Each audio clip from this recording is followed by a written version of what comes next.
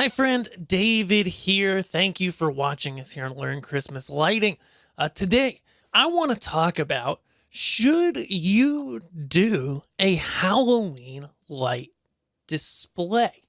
Okay, so you might be, if you're watching this, maybe at this point, if you've been subscribed to the channel, you're in the midst of putting props together for a Christmas display or working on that. And you might start to see, if you're a member of Facebook groups and things like that, that there are a number of people in this hobby that do a Halloween light display. And of course, it's 2020 when I'm making this. We're in the middle of this global pandemic. We don't know when it's going to end. Trick or treating may or may not happen. And so this year, more than ever, I want to look at the idea, should you make a Halloween light display? And what implications does that have on your time and your lights and stuff? Okay. So I want to first talk about the pros of a Halloween light display. Okay. Last year for Halloween, just full disclosure, I went ahead and I just lit up the permanent lights that I'd mounted on my house, and it looked like this. Okay. Looked pretty nice. It was fun. It was super easy because they're permanent lights. They were already up there, etc. Okay. So what are the pros of doing a Halloween light display? Well, the biggest pro that I can think of is it allows you to put out some of your Christmas lights early. So if you're ready to go, if you've got your controllers, your lights together, you're good to go, then that means that depending on where you live, but in most places, at least here in the US, you're going to get to put stuff up in better weather. And then, of course, Halloween's October 31st. And so you're going to leave that stuff up through Christmas. There's no reason to take it down. Don't take it down between Halloween and Christmas. That's not a good idea. Okay, that's just a ton of work for you. And so you get to set up, a lot or all of your display in better weather. I'll take that excuse any day, right? So really, when I think about translating a Christmas display to Halloween, the only places you're going to have trouble is if you use props that are Christmassy, right? Like I've got snowflakes in my display. This year I'm going to do a Halloween display. My wife's picked out some music. We're going to do some basic sequencing. It's going to be fun. And it's going to be cool. But I'm not putting out the snowflakes, right? I'm not putting out my new props for this year. So it's kind of cool because it can allow you to break up your setup and set up maybe some of the stuff you had from previous years, get that set up early. And then in a month, you're going to come back and do the Christmas stuff, right? Probably, because this is end of October that we're talking about for Halloween. End of November is when a lot of people are setting up their Christmas lights.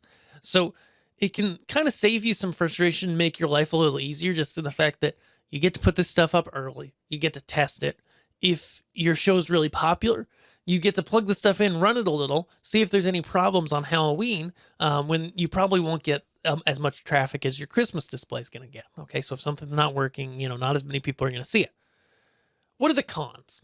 Well, really the only con that I see to doing a Halloween display is the extra time you're going to spend sequencing. Of course, many of the people that sell sequences for X-Lights already sell Halloween sequences, so you can do that. I'm kind of a big fan for Halloween, especially if you're doing trick-or-treat in your area, of instead of relying on an FM transmitter for music, either do a non-musical sequence, and that's great, especially because a lot of people's Tune 2 signs for their FM transmitters are quite Christmassy, so you're probably not putting that out. And number two, so that's going to take you a little more time. But so, consider going animated, or if you are doing it to music, I would put a speaker out and just leave it on. Because it's during trick or treat time, right? And that wraps up pretty early.